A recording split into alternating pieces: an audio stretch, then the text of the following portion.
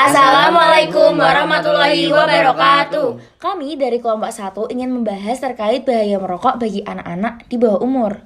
Perkenalkan, nama saya Alia Sifara Matnia dari kelas 105, nomor absen 3. Saya Claire Levena Senario, nomor absen 12.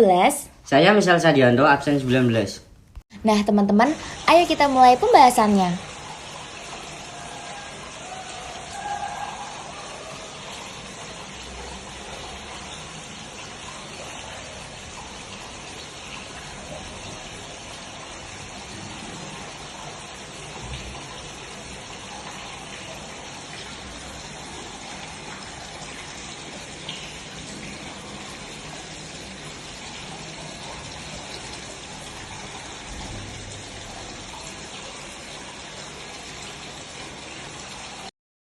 Rokok itu apa sih? Rokok adalah lintingan, gulungan tembakau yang digulung atau dibungkus dengan kertas, daun, atau kulit jagung sebesar kelingking dengan panjang 8-10 cm.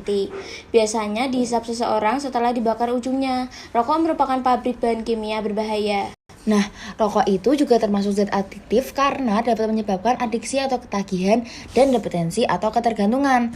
Nah, bagi orang yang menghisapnya, dengan kata lain, rokok itu termasuk golongan nabzah, yaitu narkotika, psikotropika, alkohol, dan zat adiktif lainnya yang berbahaya apabila digunakan oleh anak-anak di bawah umur. Terus kalau rokok itu berbahaya, kenapa ya orang-orang merokok?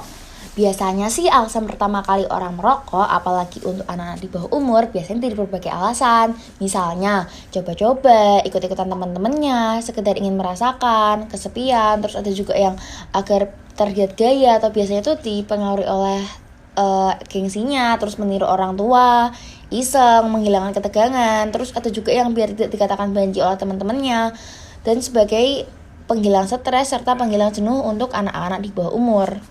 Terus, kalau kayak gitu kenapa sih kok rokok masuk ke dalam tindakan yang merupakan penyimpangan sosial? Merokok sendiri bagi anak di bawah umur termasuk tindakan penyimpangan sosial karena perilaku merokok tersebut dianggap tidak sesuai dengan kebiasaan, tata aturan atau norma sosial yang berlaku, apalagi merokok merupakan tindakan yang berbahaya dan dilakukan belum sesuai umur yang diperbolehkan. Terus kalau udah tahu merokok itu termasuk penyimpangan sosial, kenapa anak di bawah umur masih merokok juga? Nah, bagi kebanyakan para pelajar atau anak-anak di bawah umur sendiri sih, mulai merokok disebabkan oleh dorongan lingkungan. Contohnya nih, pelajar tersebut merasa tidak enak kepada teman-temannya karena dia tidak merokok sendiri di lingkungan pertemanannya tersebut. Sehingga dia pun mulai merokok dan akhirnya menikmati rokok tersebut.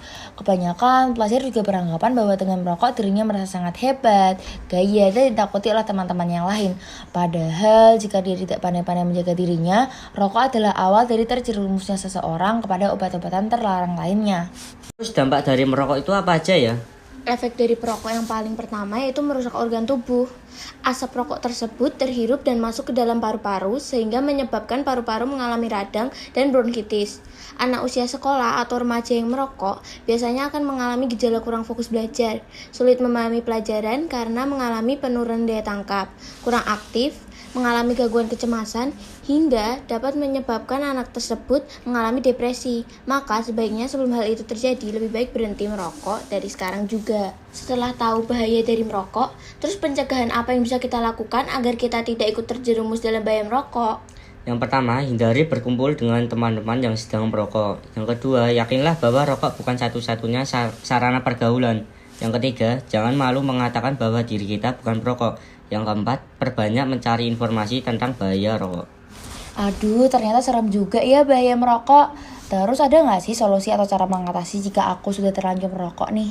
Ada. Yang pertama, ada motivasi. Bulatkan tekad untuk berhenti merokok. Yang kedua, berhenti merokok seketika atau total dengan melakukan pengurangan jumlah rokok yang dihisap secara bertahap.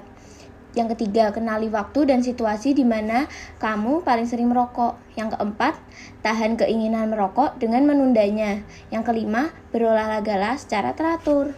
Yeay, makasih ya. Nah, pengendalian sosial dari bahaya merokok sendiri ada 3.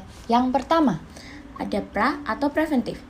Kita bisa memberikan edukasi, sosialisasi, dan kampanye terkait bahaya merokok pada anak di bawah umur. Yang kedua, saat atau kuratif. ditegur serta diberikan sanksi sosial. Dan yang ketiga, pasca diberikan nasihat agar yang bersangkutan tidak mengulangi hal yang sama lagi, yaitu merokok pada anak di bawah umur. Jadi gimana teman-teman, masih berani buat merokok? Aduh, jangan sampai deh yang udah merokok buruan diberhentikan ya. Tahu kan gimana bahayanya merokok itu? Dan untuk yang belum, jangan sampai deh kalian coba-coba. Tahu kan sebahaya apa merokok untuk nanti kalian ke depannya? Nah, jadi sekian ya pembahasan yang dapat kami sampaikan. Semoga dapat bermanfaat bagi teman-teman semuanya. Saya Clarin. Saya Alia. Saya Michelle. Mengucapkan terima kasih dan semoga bermanfaat. Wassalamualaikum warahmatullahi wabarakatuh. Dadah teman-teman. Dadah.